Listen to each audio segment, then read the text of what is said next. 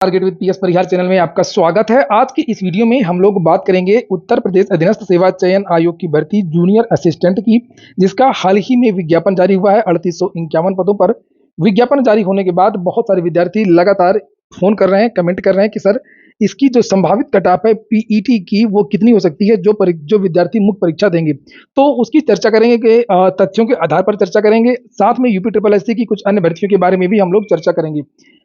तो वीडियो को जल्द से लाइक कर दें, शेयर कर दें। जिन छात्रों ने चैनल को सब्सक्राइब ना किया हो सब्सक्राइब कर लें, ताकि आप लोगों को इसी प्रकार की ऑथेंटिक अपडेट से सबसे पहले मिलती रहे।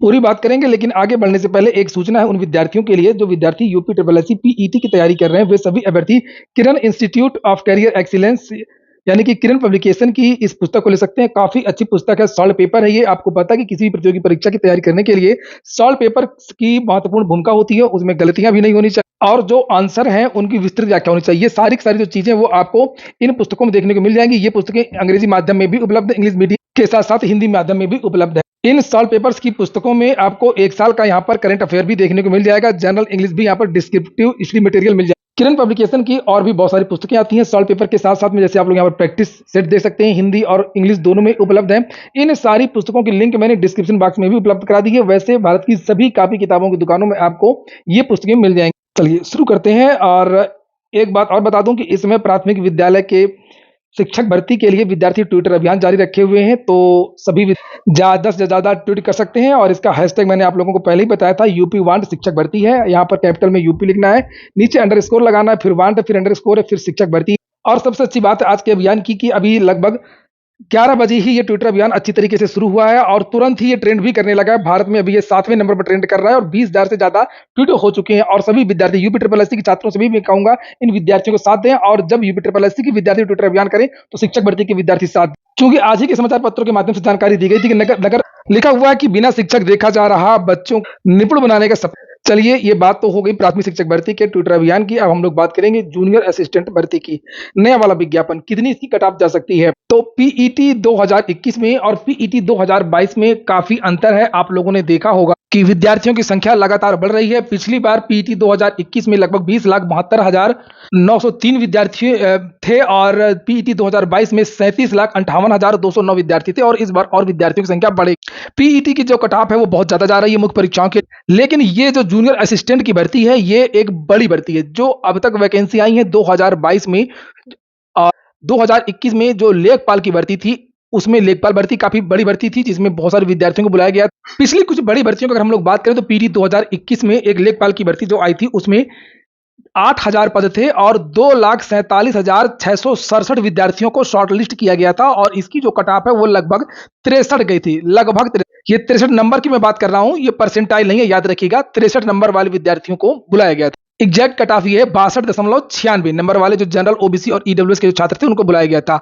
इस बार पीईटी 2000 अगर हम लोग 22 की बात तो इसमें थोड़ा अंतर देखने को मिलेगा, लेकिन बहुत ज्यादा अंतर देखने को नहीं मिलेगा। एक और वैकेंसी निकली थी जूनियर असिस्टेंट की, जिसमें लगभग 1262 पद हैं, जिसकी परीक्षा इसी महीने होनी है 27 तारीख को। और इसमें 1262 पद हैं। तो यहाँ पर ये जो नंबर है, ये यहाँ पर लिखा हुआ नॉर्मलाइज स्कोर तो 71 दशमलव ये लिखा हुआ है 87 यानी कि लगभग 72 नंबर वाले विद्यार्थियों को बुलाया गया है। और इसमें सबसे बड़ी बात यह है कि यूपी ट्रिपल एससी ने चाहे जो सुधार किया था, जो बदलाव किया हो, और यूपी ट्रिपल एससी कहता जरूर है कि हम 30 गुना विद्यार्थियों को बुलाते हैं, लेकिन यूपी ट्रिपल एससी में लगभग कभी 32 गुना तो कभी 33 गुना, कभी 31 गुना, कभी 35 गुना, इस तरीके के विद्यार्थियों को बुलाया जा रहा है। इस तरीके से विद्यार्थियों को बुलाया जा रहा है। तो ये जो जूनियर असिस्टेंट की परीक्षा होने जा रही है, भले ही इसमें 1262 पद है, लेकिन इसमें जो विद्यार्थियों की संख्या भाग लेने वालों की तो उनकी संख्या लगभग 41,000 है।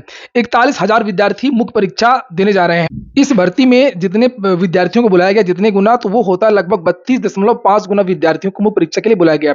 अगर हम इतना ही सोचें कि 32.5 गुना विद्यार्थियों को ही इस भर्ती में मुख्य परीक्षा देने के लिए बुलाया जाएगा तो ये होता लगभग 1,25,157 इतने विद्यार्थी मुख्य परीक्षा देंगे। तो ये विद्यार्थियों की काफी ज्यादा संख्या होती है और ये एक बहुत बड़ा मौका है। जिस दिन नोटिफिकेशन जारी हुआ था उसी दिन मैंने आप लोगों को बताया था कि इतना बड़ा मौका बेरोजगारी दूर करने के लिए जल्दी विद्यार्थियों को नहीं मिलेगा।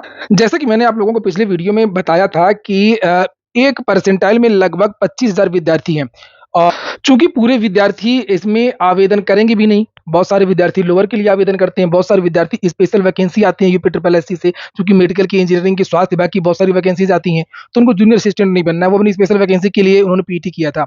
तो ये सारा सब कुछ जोड़ लें अगर हम लोग, तो मुझे लगता है कि इसकी जो परसेंटाइल लगभग जिनका 92 परसेंटाइल के आसपास है, 92 ये परसेंटाइल है, ठीक है, ये नंबर वगैरह नहीं है, जिनका 92 परसेंटाइल के आसपास है, उन विद्यार्थियों को मौका मिल सकता है मुख्य परीक्षा के लिए। अथवा इस तरीके से भी आप लोग जोड़ सकते हैं कि यहाँ पर ये 94 परसेंटाइल नॉर्मलाइज्ड स्कोर में 64 पे हुआ है, तो ये जो नंबर है वो लगभग 63 दशमलव समथिंग कुछ आएगा। तो 63 वाले जो विद्यार्थी हैं, 63 नंबर जिनका नॉर्मलाइज्ड स्कोर है, उन विद्यार्थियों को जूनियर असिस्टेंट की भर्ती में मौका मिल सकता है। इसलिए वो लोग लिखित परीक्षा के साथ साथ टाइपिंग हिंदी और इंग्लिश दोनों की करना शुरू कर दें। वो ये ना सोचे कि नहीं नहीं हमारा नाम नहीं आ गया, और अगर आ गया तो इससे थोड़ा सा आगे पीछे भी हो सकता है, लेकिन आप लोग ये समझ के चलिए कि जो 63 वाले विद्यार्थी हैं उनका भी चयन जूनियर असिस्टेंट की मुख्य परीक्षा में हो सकता है। तो 63 नंबर और लगभग 91 या 92 परसेंटाइल को ध्यान में रख, जिन विद्यार्थियों का है वो लोग ध्यान रखें कि उनको जो मुख्य परीक्षा देना है। तो कैटेगरी की बात मत करिएगा, आप लोगों ने देखा होगा कि रिजर्वेशन नहीं मिलता है मुख्य परीक्षा में भी, यहाँ तक कि डीवी में भी नहीं मिलता है। बिल्कुल जो फाइनल जब जितने पदों की भर्ती होती है, उतने पदों का जब फाइनल परिणाम जारी होता है तब रिजर्वेशन दिया जाता है। तो ये जो मैंने अभी आप लोगों को बताया जिनको मौका मिलने वाला है, तो उसमें ओबीसी के विद्यार्थी भी, जनरल के विद्यार्थी भी, यहाँ तक कि ईडब्ल्यूएस के जो विद्यार्थी हैं वो भी, और महिलाएं, ये जितने भी कैटेगरी के लोग हैं, ये सारे विद्यार्थी 63 नंबर वाले या 91-92 परसेंटाइल वाले, ये लगभग एग्जैक्ट आंकड़ा तो कोई नहीं बता सकता कि कौन परीक्षा देगा या कौन परीक्षा नहीं देगा, लेकिन बहुत सारे विद्यार्थी ऐसे हैं जिनकी टाइपिंग नहीं है, उनको जूनियर असिस्टेंट नहीं बनना है। हालांकि ये एक बहुत बड़ी भर्ती है, बहुत अच्छी भर्ती है, तो ये कट ऑफ सभी के लिए। अब हम लोग बात करेंगे यूपी ट्रिपल एससी की अन्य भर्तियों, लेकिन आप लोग कमेंट बॉक्स में अवश्य बताएं कि आपका परसेंटाइल कितना है, नंबर कितना है, और आप जूनियर असिस्टेंट के लिए आवेदन कर रहे हैं या नहीं कर रहे हैं। अगली जो सूचना है वो नगर निकायों में प्रतिनियुक्ति पर भर्ती होंगे एनएसए ईओ। तो बहुत सारे विद्यार्थियों के फोन आ रहे, विद्यार्थियों के परेशान हो गए विद्यार्थी, सर ये क्या हुआ, ये ईओ की वैकेंसी और जो जेई की वैकेंसी है, क्या ये अब प्रतिनियुक्ति के आधार पर होगी या भर्ती नहीं आएगी? तो ऐसी बात नहीं है, जेई का विज्ञापन तो आपका बहुत जल्द जारी होने वाला है। और रही ईओ की बात, तो ईओ वास्तव में लटका दिया इन लोगों ने। मैंने सुबह की वीडियो में भी आप लोगों से, क्योंकि पिछले महीने ही समाचार पत्रों के माध्यम से जानकारी दी गई थी कि नगर पंचायत में ईओ की 355 पदों पर भर्ती होगी, और बहुत जल्द जो प्रस्ताव वो उत्तर प्रदेश अधीनस्थ सेवा चयन आयोग को भेजा जाएगा। और चर्चा इस बात को लेकर थी कि लोअर की भर्ती में ये पद जुड़ जाएंगे, लेकिन अब ऐसा लगता नहीं है कि ये जो वैकेंसी है वो जल्द आएगी।